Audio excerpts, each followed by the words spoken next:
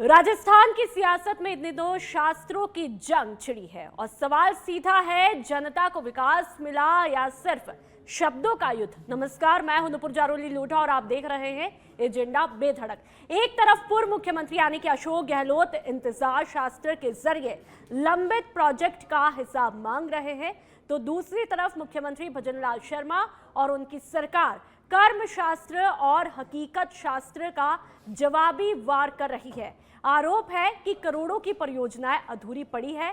जवाब है कि विरासत में मिली लापरवाही का नतीजा है। तो सच क्या है? क्या ये सियासी स्क्रिप्ट सिर्फ शब्दों की बाजीगरी है या वाकई जनता के मुद्दों की लड़ाई? तो आज की बहस में हम पूछेंगे, इंतजार बनाम कर्म, कौन सा शास्त्र राजस्थान की जनता का भविष्य तय करेगा?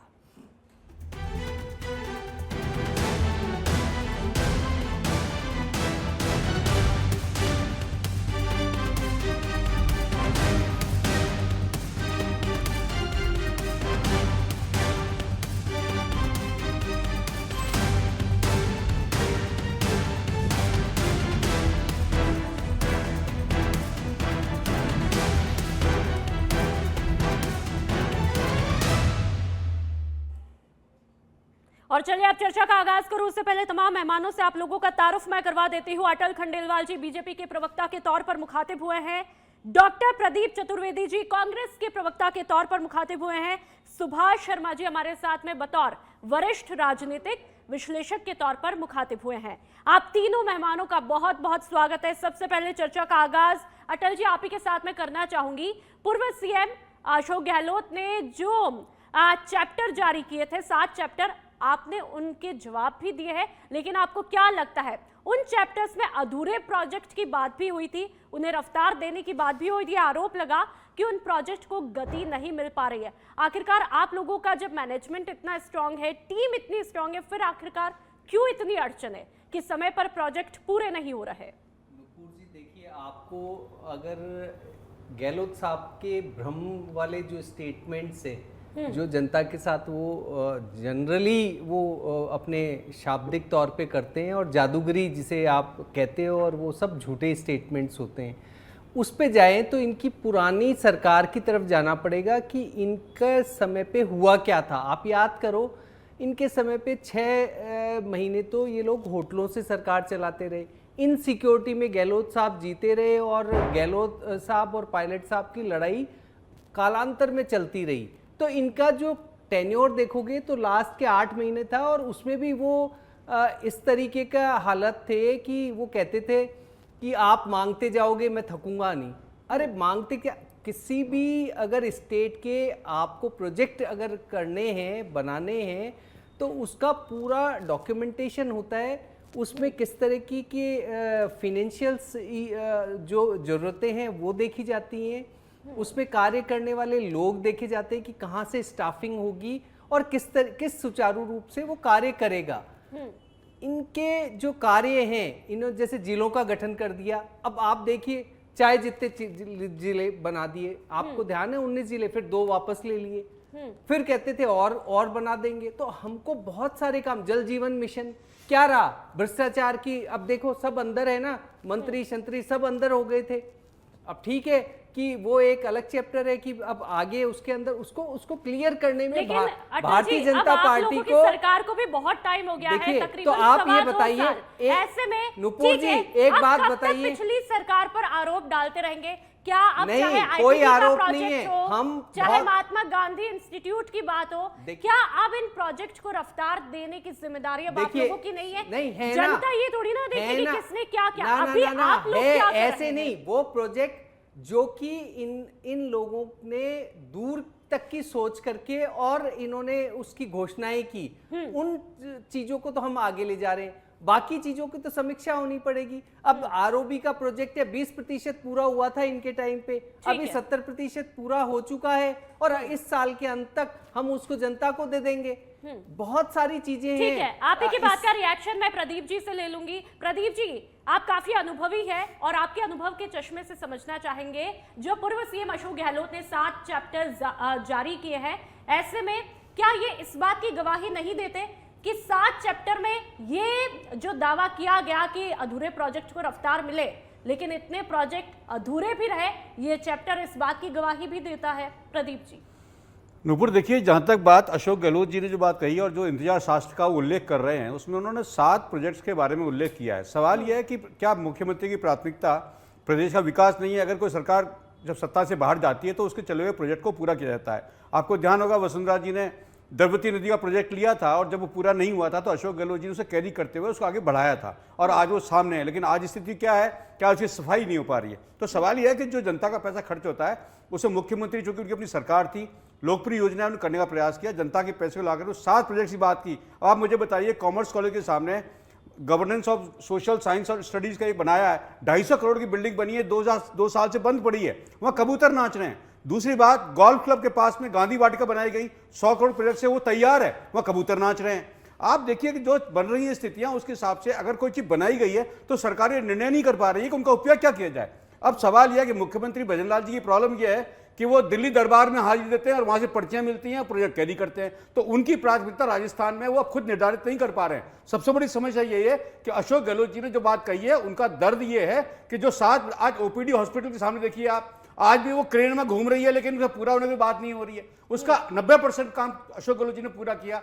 आज अस्पताल में मरीज नीचे पड़े हुए हैं लेकिन ओपीडी का पूरा जो काम नहीं हो पा रहा है। आरओबी की बात करें तो आप देखिए, सिविल लाइंस वाला ये कह रहे हैं तो 70% पूरा काम किया। अरे भाई, 2 साल आपकी सरकार को हो चुके हैं, उसमें होने के बाद आप उसको पूरा नहीं कर पा रहे। तो सवाल यह है कि जनता का पैसा जनता को समर्पित नहीं हो रहा, तो अशोक गहलोत इसी बात का दुख जताते हुए मुख्यमंत्री सवाल कर रहे हैं और मुख्यमंत्री के जो मंत्री हैं वो इर्रिलेवेंट बात कर रहे हैं, अलग अलग जवाब दे रहे हैं, भ्रष्टाचार की बात कर रहे हैं, सरकार निकम्मी फलाना। अरे भाई, जो मुद्दे हैं, जिन मुद्दों को लेकर अशोक गहलोत कंसर्न है और जनता को वो तोहफे देना चाहते थे, नहीं दे पाए, तो क्या इस सरकार की जिम्मेदारी नहीं है कि उन प्रोजेक्ट को पूरा किया जाए? ठीक है प्रदीप जी, लेकिन आरओबी का जिक्र आपने किया, लेकिन बीजेपी सरकार ये कह रही है कि हमने 20% का आप लोगों ने जब काम किया तो हमने 70 कर दिया, तो आंकड़ा तो जो बीजेपी का है वो ज्यादा है। 70% जो है शुरू हुआ प्रोजेक्ट को 20% पूरा किया, वो अब 70% पूरा बीजेपी ने कर लिया, ये बीजेपी का दावा है।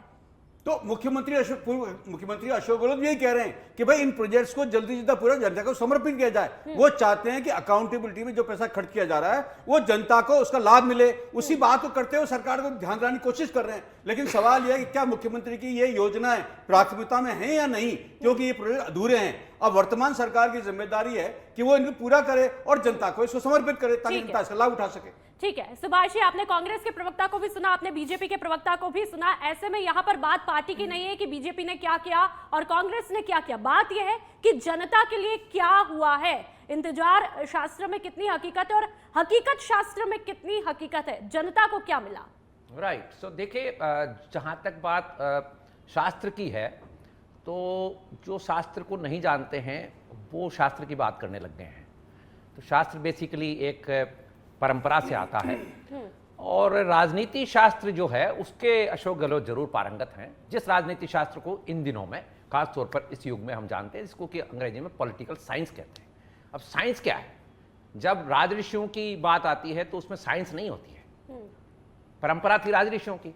लेकिन कांग्रेस जो ब्रांड बन चुकी थी सत्ता की, भाई इस पार्टी को तो सत्ता मिलेगी, इसमें आने वाला व्यक्ति कार्यकर्ता भी होगा तो वो सत्ता का हिस्सा होगा, एक ऐसा दौर आया था। उस वक्त अशोक गहलोत के टाइप के जो नेता हैं, इन्होंने राजनीति में अपना पदार्पण किया और एकमात्र ध्येय सत्ता का रख के और उसी पार्टी को ज्वाइन किया। अदरवाइज आप देखें अशोक गहलोत की, यदि हम उसको देखें, वंश परंपरा को देखें, तो फ्यूडल सिस्टम से आए हुए आदमी हैं। लेकिन जब पॉलिटिकल सिस्टम बदल गया, पॉलिटिकल सिनेरियो बदल गए, तो फिर आस्थाएं भी बदल गई और निष्ठाएं भी बदल गई। तो ये राजनीति करने वाले जो व्यक्ति हैं वो विपक्ष में जब भी रहते हैं तो इस तरह की बातें करते हैं जो इम्प्रैक्टिकल हैं। बेसिकली भाई कांग्रेस ने कोई प्रोजेक्ट शुरू किया, कोई जरूरी नहीं है कि सत्ता दल जो नेक्स्ट वाला आएगा वो उसको उसी रफ्तार में बढ़ाएगा जिस रफ्तार में आपने छोड़ ही दिया। बेसिकली हुआ क्या है इसको समझने की जरूरत है। अशोक गहलोत ने अपने जाते जाते जो बिल्कुल लास्ट वाला कार्यकाल जिसको कहते हैं, उसमें अगली सरकार के लिए इतनी पहेलियां छोड़ दी कि उसको पूरा करना। अशोक गहलोत दोबारा आ जाते ना यदि, मैं दावे के साथ कहता हूं कि अशोक गहलोत अपनी ही की हुई घोषणाओं को कभी अमल में तो लाने का सवाल नहीं, पूरी मतलब देखते भी नहीं उधर, और ऐसा नहीं है कि अशोक गहलोत ने कोई कम छोड़ा है इन बातों को। आप पुरानी बातें देखिए, जब बजट घोषणाएं हुई, अशोक गहलोत ने बहुत सारी बजट घोषणाएं की, लेकिन पूरा कुछ नहीं कर पाए।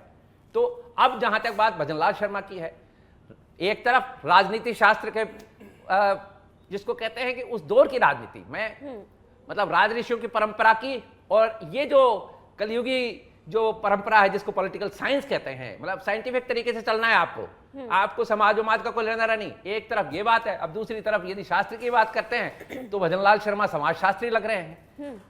ये इस तरीके से देखना चाहते हैं कि भाई मेरे को 5 साल ही नहीं, अगले 15 साल तक का राज मिले, तो वो इस हिसाब की प्लानिंग लेट डाउन कर रहे हैं।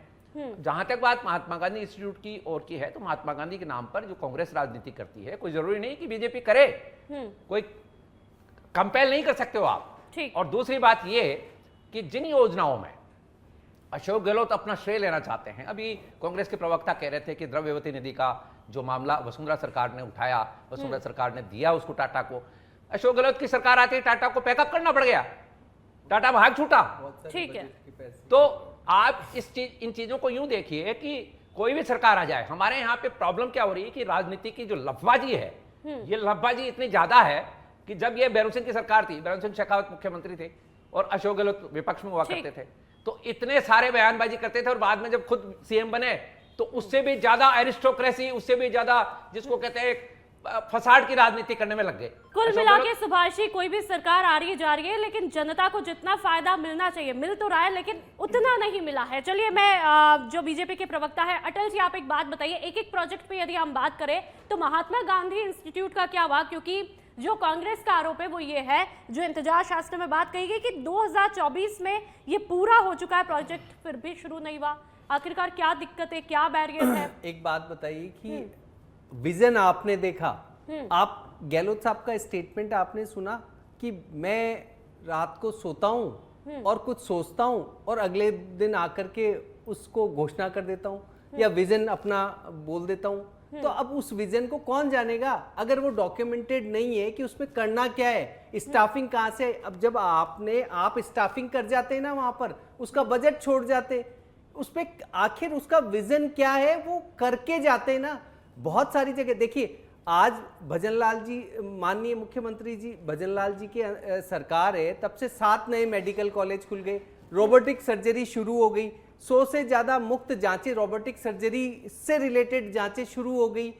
आप ये देखिए कि भजनलाल जी हैं, वो जनता के बीच में जाते हैं, किसानों के साथ बात करते हैं, अपनी बात रखते हैं। ठीक है अटल जी, हम इस बात के लिए अप्रिशिएट करते हैं कि मुख्यमंत्री भजनलाल शर्मा जिस तरीके से कर रहे हैं, लेकिन महात्मा गांधी इंस्टीट्यूट का क्या हुआ? आप ये अभी तक जवाब नहीं दे पाए, इसमें क्या कुछ अड़चने आई है? मैं बोल तो रहा हूं कि प्रभावी रूप से उसकी रूपरेखा जो बननी थी वो अभी भी तय नहीं है कि उसमें करना क्या था। कांग्रेस ने आखिर उसको बनाया अधूरी रहेगी, और उसको बीजेपी के कार्यकाल में भी अधूरी रहेगी। अब उसका एक डिटेलिंग कि एक बार उसकी रूपरेखा बने, उसमें फाइनेंस को जो रिक्वायर्ड है वो अलॉट हो और उसके बाद वो स्टार्ट हो, ये है एक बात। और बाकी चीजें हम पूरी करने में लग रहे हैं। देखिए, पेपर लीक के अंदर आप बताओ कि इतने टाइम के बाद कार्मिक विभाग का कोई पेपर लीक हुआ? कोई पेपर लीक नहीं हुआ। बेरोजगारों के साथ उसके अंदर जो गिरफ्तारियां होनी थी हुई या नहीं हुई? ठीक है, हुई ना गिरफ्तारी। जेजेएम को इतने सारे लोग गिरफ्तार हुए, क्यों हुए? इस बात का अटल जी भ्रष्टाचार इस बात का महात्मा गांधी इंस्टीट्यूट से कोई लेना देना नहीं है। डॉक्टर प्रदीप जी, मैं आपके पास में आऊंगी। हम हर पहलू पर, हर तस्वीर पर बात कर रहे हैं। आपने अटल जी की शिकायत भी सुनी है कि आप लोगों ने बिना किसी प्लानिंग के जो है विजन जो है अशोक गहलोत की सरकार ने दिखाया, लेकिन वो पूरा करने में असमर्थ होते हैं और सारा जो रायता ढोरा वो बीजेपी को अवेरना पड़ रहा है। नूपुर, सवाल मैंने जो प्रश्न उठाया है उसका मुख्य मुद्दा ये है कि 7 में से 3 प्रोजेक्ट पूरे हो चुके हैं। महात्मा गांधी इंस्टीट्यूट, गांधी वाटिका और एक अन्य प्रोजेक्ट पूरा हो चुका है। सवाल यह है कि सरकार उसका उपयोग करने से वंचित हो रही है। सब कुछ तैयार है, उसकी मेंटेनेंस हो रही है, उसका खर्चा हो रहा है। तो सवाल है, क्या मान लीजिए मेरी सरकार का उद्देश्य कुछ रहा हो, लेकिन जो प्रोजेक्ट पूरे हो चुके हैं, क्या सरकार उनका उपयोग अन्य कार्यों में नहीं कर सकती? तो सवाल मेरा यही है, क्या सरकार में इतनी दूरदर्शी नहीं है कि जो प्रोजेक्ट तैयार अगर किसी सरकार ने किए हैं, ये राजनीतिक प्रोसेस है, कभी आपकी सरकार कभी उनकी सरकार, लेकिन जो इंफ्रास्ट्रक्चर खड़ा हो गया उसको यूज करने की जिम्मेदारी सरकार की बनती है। और सरकार ये निर्णय नहीं कर पा रही है कि इन इमारतों का, इन इंफ्रास्ट्रक्चर का उपयोग कैसे किया जाए। तो आप हमारी बात मानने को तैयार नहीं, लेकिन आपकी अपनी योजना नहीं। तो क्या इस तरह का जो इन्वेस्टमेंट हुआ है वो इससे खड़ा रहेगा? अगले 5 साल ही सरकार रहेगी तो उनका कोई उपयोग नहीं होगा। मेरा कहने का तात्पर्य यही है कि सरकार को अपनी दूरदृष्टि अपनाते हुए इनका उपयोग करना चाहिए, और जो अधूरे हैं उनमें पैसा खर्च हो चुका है उन्हें पूरा करके कम से कम जनता को समृद्ध करने की योजना पर तो काम करे। मेरा कहने का तात्पर्य यह है, उद्देश्य अलग हो सकते हैं, उद्देश्य दूसरे हो सकते हैं, लेकिन उपयोग में लाने की चीजें, गांधी वाटिका और महात्मा गांधी इंस्टीट्यूट की बिल्डिंग खड़ी है 2 साल से, उसका इस्तेमाल नहीं हो रहा है, उनकी नुकसान हो रहा है, उसकी मेंटेनेंस में पैसा जा रहा है। तो मेरा कहने का तात्पर्य है कि जो प्रोजेक्ट पूरे हो गए उनका सरकार उपयोग करे, और जो अधूरे पड़े उनको तत्परता से पूरा करके जनता को समर्पित करे। ठीक है, सुभाष जी, आपने कांग्रेस के प्रवक्ता को सुना, बीजेपी के प्रवक्ता को सुना, लेकिन बात जब इंफ्रास्ट्रक्चर की होती है, बात जब हेल्थ सेक्टर की होती है, क्योंकि यहाँ पर एक आईपीडी प्रोजेक्ट भी है जिसका इंतजार लंबे समय से किया जा रहा है, आईपीडी टावर के प्रोजेक्ट का, वो भी अभी तक अधर झूल में ही है। ऐसे में आपको नहीं लगता है कि हेल्थ को लेकर के भी जनता के साथ में समय पर न्याय नहीं हो पा रहा है? सुभाष जी। राइट, सो देखिए, पहले तो कांग्रेस प्रवक्ता ने जो बात कही है कि जो प्रोजेक्ट बन चुके हैं, जो बिल्डिंग्स बन चुकी हैं, जो इंफ्रास्ट्रक्चर तैयार हो चुका है, इसको जरूर काम में लिया जाना चाहिए, इसमें कोई शक नहीं है। इस बात से पूरी तरह सहमत होते हुए एक बात सरकार को सलाह के तौर पर यह भी कि ये जो पैसा जा रहा है, आपको यदि नाम से आपत्ति है तो आप नाम चेंज करिए, आप में ताकत है, आपकी सरकार में ताकत है। लेकिन पहले अशोक गहलोत ने ऐसी बुझा दी है, Mahatma Gandhi English medium schools, Mahatma Gandhi वाटिका, महात्मा गांधी इंस्टीट्यूट, अब इनमें नाम चेंज करने में भी बीजेपी को बहुत दिक्कत आ रही है। बीजेपी जिन अपने शीर्ष पुरुषों की पूजा करती रही है, डॉक्टर श्यामा प्रसाद मुखर्जी हो, दीनदयाल उपाध्याय हो, इनकी बजाय कांग्रेस के शीर्ष पुरुषों की तरफ जाती है बीजेपी। सरदार पटेल का बीजेपी से क्या लेना देना, महात्मा गांधी का आरएसएस से क्या लेना देना। लेकिन आज भी वो जो जयंती मनाई जा रही है 100 वर्ष की, वो महात्मा गांधी की मनाई जाती है। तो कहने का मतलब ये भी कंफ्यूज्ड है। अब यही कंफ्यूजन राजस्थान सरकार के साथ आ रहा है। राजस्थान सरकार का कंफ्यूजन ये है कि वो रामराज की बात करते हैं। आप अभी गोपालपुरा बाईपास पे चले जाइए, कोई ट्रैफिक कंट्रोल नहीं है, और ये जो कोचिंग इंस्टीट्यूट्स हैं, ये कई सालों से एक हेडेक बनी हुई है, लोगों का जीना हराम है। लेकिन 2 साल 2.25 साल होने को आए, कोई फैसला नहीं कर पा रही सरकार। फैसले करने में बहुत दिक्कत है इस सरकार को। अब ये भारतीय जनता पार्टी की जो सरकार है, समाजवादी हिसाब से चल रही है, इनको ये चाहिए कि भाई जो भी चैप्टर हम पकड़ रहे हैं, जो 7 चैप्टर की बात करें, ये 7 चैप्टर तो छोड़िए, सारे चैप्टर जो पकड़े जा रहे हैं उनकी एग्जीक्यूशन तुरंत होनी चाहिए। लेकिन सरकार पर ब्यूरोक्रेसी जो है वो हावी है। पिछली सरकार, अशोक गहलोत चाहे कितने ही कैसी बातें करते हो और चाहे कितनी तुष्टिवादी राजनीति करते हो, लेकिन ब्यूरोक्रेसी के ऊपर उस आदमी का कमाल का कमांड है। जैसे वसुंधरा राजे का विजन पर कमांड है, अशोक गहलोत का कोई विजन तो राजस्थान को लेकर रहा नहीं कभी भी। वो आते हैं अपना, बस उसी में लगे रहते हैं, कभी इसको जापड़ थापड़ जिसको कहते हैं मारवाड़ी में, भाई अपना काम चलाते रहो। इस तरह के अशोक गहलोत की राजनीति। भजनलाल शर्मा की राजनीति अब देखने में यह आएगी कि भाई आप करना आखिर चाहते क्या हो। आपकी कमांड और आपकी पकड़ दिखाई नहीं दे रही है, सड़कों से लेकर कचरा उठाने तक।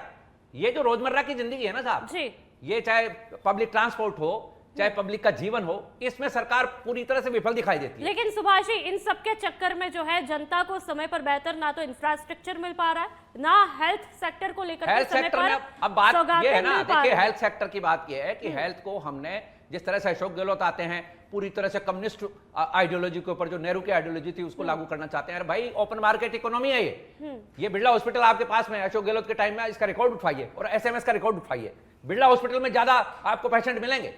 ये झूठी बातें करने वाले लोग हैं, कोई इलाज नहीं मिला है।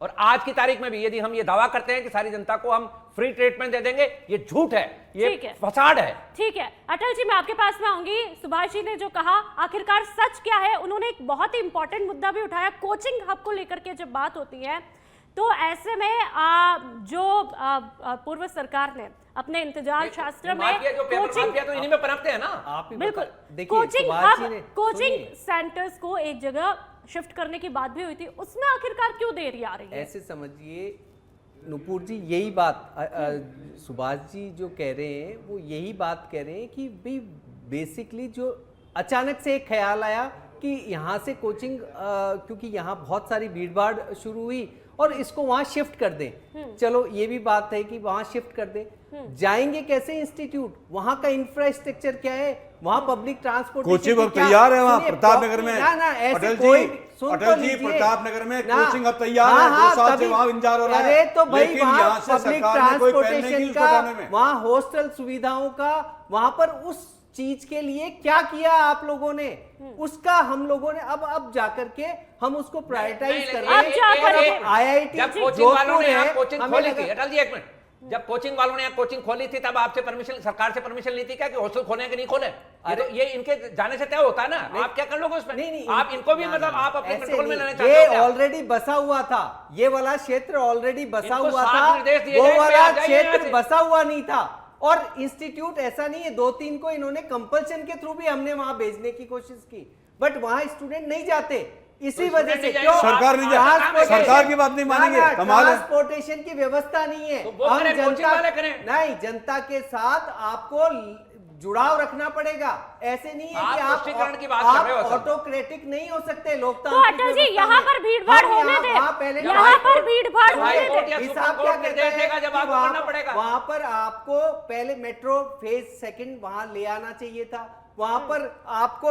ट्रांसपोर्टेशन की व्यवस्था गोपालपुरा पे कर ठीक देनी है चाहिए थी। मेट्रो प्रदीप है, जी, सारी एक चीजें संक्षिप्त में जवाब कर देना दीजिएगा। चाहिए था ना। प्रदीप जी, संक्षिप्त में बताइएगा। ठीक है, इंतजार शास्त्र के जरिए आप लोगों ने जो प्रोजेक्ट पर बात की, अच्छी बात है, लेकिन जाते जाते जब गहलोत जी बहुत सारी घोषणाएं कर देते हैं और ठीकरा पूरा बीजेपी पर आ जाता है, ऐसे में ये नहीं लगता है कि समय पर घोषणा करते तो शायद उन्हीं के कार्यकाल में आधे से ज्यादा प्रोजेक्ट कंप्लीट हो चुके होते? नूपुर, मैंने अभी कहा जो प्रोजेक्ट पूरे हो चुके हैं, प्रतापनगर में कोचिंग हब का कंस्ट्रक्शन पूरा तैयार हो गया, तैयार है, लेकिन इस सरकार की मंशा नहीं है। अभी इन्होंने कहा कि आप भी बच्चों को हटा नहीं भेज देते, आपके सकते। टाइम में अरे हो जब गया था ना उसको। आपने किया तो और क्या, ऐसा तो सुभाष जी ने एक बड़ी मौके की बात कही कि क्या जब आपने कोचिंग अभी तैयार हुई थी तो क्या परमिशन ली गई थी? वहां पर आज इंफ्रास्ट्रक्चर पूरा तैयार है, कोचिंग हब के लिए जगह तैयार है, अलॉटमेंट हो चुके हैं, भाई, इन लोगों ने ले लिया, already एक तो बसी लेकिन हुई सरकार जगह की इच्छा और नहीं है, एक इच्छा बसी हुई शक्ति नहीं है, जगह क्योंकि की- निर्णय लेने की शक्ति नहीं ये है। नहीं होता। मुख्यमंत्री आप का अपने हिसाब ये से प्राथमिकता सोचते है ही हो नहीं कि शहर और के लोगों अपने हिसाब को से सुविधाएं निर्णय दी जाए। लेते हो। वो issue मुख्यमंत्री की सुविधाएं ये प्राथमिकता नहीं है, वो तो दिल्ली दरबार जाते हैं, वहां पर्ची मिलती है, उससे सरकार अटल चलाते जी, हैं, एक इसलिए प्राथमिकता important- खुद तय नहीं कर पा ठीक रहे। है, अटल जी, एक मुख्यमंत्री जी अपनी प्राथमिकता तय नहीं कर पा रहे और ये यहाँ खड़ा हुआ इंफ्रास्ट्रक्चर जनता के काम नहीं आ रहा। सबसे बड़ी मुद्दे की बात यही है। ठीक है। मुद्दे को छेड़ देते हैं, ठीक कभी है, शास्त्र ठीक की है। बात सुभाष जी, करें, अटल जी, उनके प्रदीप जी, अपने आप तीनों शास्त्र मेहमानों देखो का ना बहुत आपने। बहुत शुक्रिया, बहुत ही बेबाकी के साथ में इस मुद्दे पर बातचीत की है। लेकिन सवाल यही है कि जनता के साथ न्याय कब होगा? सरकारें आई, सरकारें बदली, लेकिन जनता के साथ कब न्याय होगा, कब समय पर उनको सौगातें मिलेगी? चाहे आईपीडी टावर प्रोजेक्ट की बात हो या महात्मा गांधी इंस्टीट्यूट की बात हो या फिर कोचिंग हब की बात हो, ये तमाम प्रोजेक्ट कब समय पर पूरे होंगे? लेकिन बीजेपी सरकार का दावा है कि पूर्व की सरकार ने जो रायता फैलाया उसको बिना प्लानिंग के किया गया, लेकिन अब आते आते देर तो लगेगी जनाब, लेकिन क्या जनता को इन 5 सालों के अंदर ही सौगातें मिल पाएगी? ये भविष्य की बात है। चलिए, इसी के साथ इस शो में इतना ही। आप देखते रहिए सच बेधड़क। नमस्कार।